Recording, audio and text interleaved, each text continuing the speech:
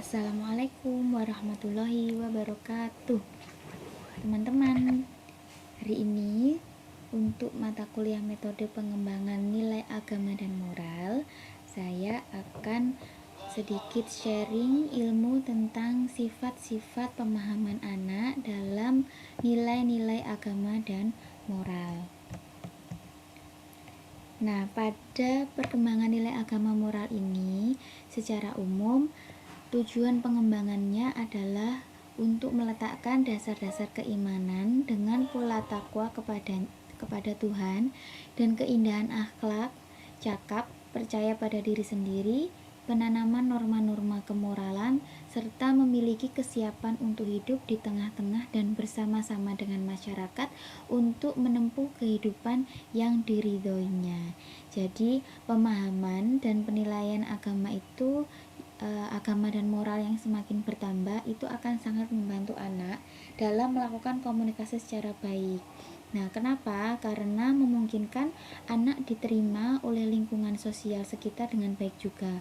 Dan seiring dengan meningkatnya perkembangan moral kepada anak, maka akan meningkat pula keterampilan sosialisasi anak. Karena kita sering mendengar anak yang bertanya dengan polosnya dan tidak jarang mereka mampu mengajukan pertanyaan dengan jeli dan kritis. Bahkan anak memiliki persepsi yang keliru dalam memahami konsep. Makanya sifat-sifat pemahaman anak dalam perkembangan nilai agama moral ini ada beberapa sifat pemahamannya. Nah, ini sifat pemahaman anak terhadap nilai-nilai keagamaan itu ada 5. Yang pertama yaitu unreflektif, yang kedua yaitu egosentris, yang ketiga misunderstanding, yang keempat yaitu verbalis dan virtualis, dan yang kelima yaitu imitatif. Yang pertama yaitu unreflektif. Apa itu unreflektif? Maksudnya yaitu pemahaman dan kemampuan anak dalam mempelajari nilai-nilai agama sering menampilkan suatu hal yang tidak serius. Mereka melakukan kegiatan ibadah pun dengan sikap dan sifat dasar yang kekanak-kanakan, tidak mampu memahami konsep agama yang mendalam. Jadi seperti misalnya ketika sholat, anak hanya sekedar sholatnya ya duduk biasa, jongkok.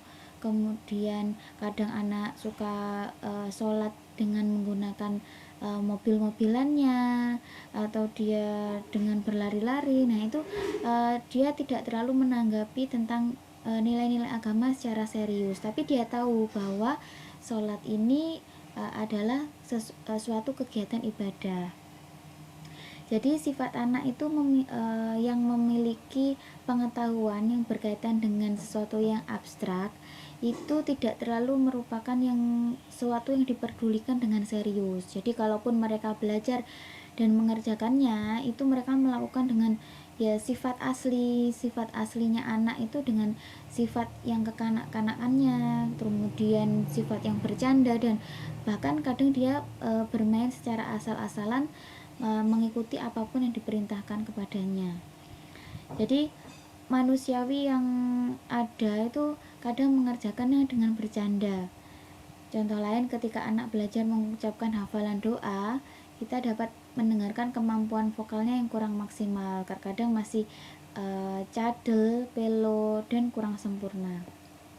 Jadi ini dapat kita jadikan sebagai suatu masalah ketidakberhasilan suatu kompetensi belajar. Itu jangan, tapi harus dijadikan sebagai hal yang objektif, karena itu memang hakikat anak dengan prestasi dan kompetensi yang sesungguhnya. Jadi kita harus menghargainya dengan baik, tidak memaksakan kehendaknya seperti memaksa harus mengikuti atau mencontoh dengan tepat yang persis, serta tidak memberikan hukuman dan memarahi anak. Yang kedua yaitu egosentris. Dalam mempelajari nilai-nilai agama, anak usia taman kanak-kanak itu terkadang belum mampu bersikap dan bertindak konsisten. Anak lebih terfokus pada hal yang menguntungkan dirinya. anak sering bertindak kurang konsisten terhadap apa yang mereka kerjakan. Terkadang anak begitu rajin mengerjakan kegiatan keagamaan seperti membaca kitab suci, belajar sembahyang, dan pergi ke tempat ibadah. Kadang juga tidak sama sekali dia melakukan kegiatan tersebut. Nah, sifat yang kedua ini memiliki makna bahwa pada diri anak sesuai dengan perkembangan kejiwaannya.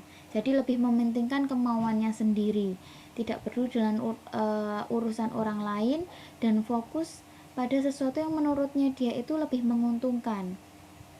Jadi dalam mempelajari nilai-nilai agama yang dipelajarinya, anak masih tidak konsisten. Meski begitu, walaupun anak kadang rajin, kadang jarang, maka kita harus memberikan motivasi-motivasi supaya anak itu memiliki mood yang baik dan lebih asyik bermain jika kita memberikan anjuran-anjuran yang menurut dia memperdulikannya. Nah, dengan sifat pemahaman yang egosentris ini, maka kita sebagai orang tua dan guru itu apabila menganggap bahwa sifat tersebut merupakan suatu hal yang wajar, sama seperti di sifat pemahaman yang unreflektif tadi, karena memang anak-anak sifatnya memang kekanak-kanakan, sedangkan yang kedua ini anak memiliki sifat yang menurutnya dia menguntungkan dan semaunya dia. Dan kita harus memaklumi itu, namun tidak berarti membiarkan tanpa upaya pada arah yang positif. Kita harus tetap melakukan pendekatan yang progresif dan tetap menggunakan pendekatan penyadaran kepada anak. Yang ketiga yaitu misunderstanding. Nah, anak akan mengalami salah pengertian dalam memahami suatu ajaran agama yang banyak bersifat abstrak, seperti yang diungkapkan oleh sistem pendidikan neo-humanis dalam masalah spiritualitas. Dikatakan bahwa bagi anak kecil segala-galanya itu semua hidup dan menjadi sumber kekaguman. Ini menurut I Ketut 99 halaman 84. Jadi ketika mendengar bahwa Allah itu maha besar, nah ini maka akan muncul pemahaman yang keliru dari anak dan membayangkan bahwa Tuhan itu seperti raksasa. Nah, besarnya seperti apa ya? Kemudian ketika anak mendapatkan penjelasan bahwa Allah itu bersifat maha pemberi dan penyayang, kemudian anak akan membayangkan bahwa dia akan diberi uang, kue, es krim secara langsung dari Tuhan jika melakukan permohonan melalui doa. Makanya ini anak memiliki pemahaman-pemahaman yang bersifat abstrak, karena misunderstanding ini banyak pemahaman yang tidak dipahami oleh anak. Jadi kejeliannya dan kedewasaan ini syarat yang harus dimiliki oleh setiap guru dan orang tua pada tahap pemahaman yang ini, karena apabila kita tidak memberikan pemahaman dan pendekatan yang tepat, nanti kita akan cenderung mengejek atau menyalahkan anak secara langsung di depan teman-temannya. Nah, itu justru akan mempermalukan anak, dan ketika anak mengungkapkan keliruan dalam pemahaman tersebut. Jadi selaku guru dan orang tua harus memberikan kejelasan sesuai dengan bahasa yang mudah dipahami anak. Kemudian yang keempat yaitu verbalis dan ritualis. Kondisi ini dapat dimanfaatkan untuk mengembangkan nilai-nilai agama pada diri mereka dengan cara memperkenalkan istilah, bacaan, dan ungkapan yang bersifat agamis, seperti memberi latihan menghafal, mengucapkan, memperagakan, dan sebagainya. Nah, kondisi seperti itu seharusnya dapat dijadikan landasan untuk mengembangkan nilai-nilai agama pada anak melalui strategi atau pendekatan praktek langsung. Pengalaman nyata seperti itu akan memberikan pengalaman belajar yang baik bagi pembentukan moralitas. Nah, kemungkinan pada anak usia 3-4 tahun ini bisa dimanfaatkan untuk mengembangkan nilai-nilai agama pada mereka. Seperti dia sudah memahami secara sederhana tentang makna-makna bacaan, kemudian ungkapan-ungkapan yang bersifat agamis, misalnya kalimat-kalimat thayyibah, kemudian hafalan doa, hafalan surat pendek, nama-nama malaikat. Nah, itu dapat dijadikan sebagai latihan pengembangan verbal mereka.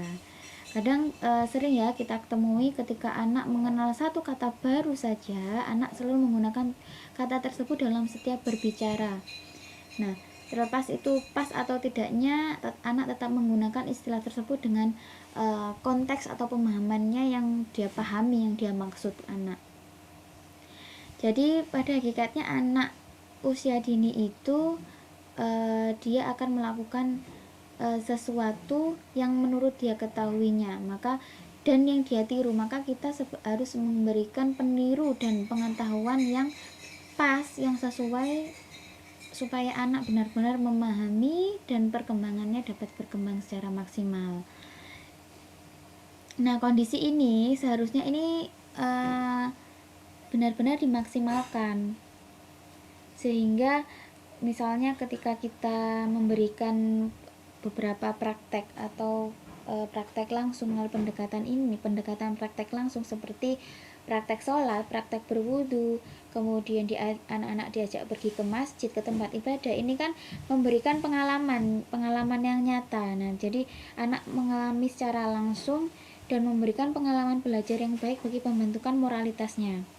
Jadi anak tidak harus melulu diberikan tentang pemahaman secara tatap muka dengan kita memberikan penjelasan bercerita A B C D sampai berbuih sampai banyak, tapi kita langsung aja kita praktek langsung, atau kita langsung mengajak anak untuk mengetahui secara nyata. Jadi dia akan memahami secara tanpa berpikir abstrak.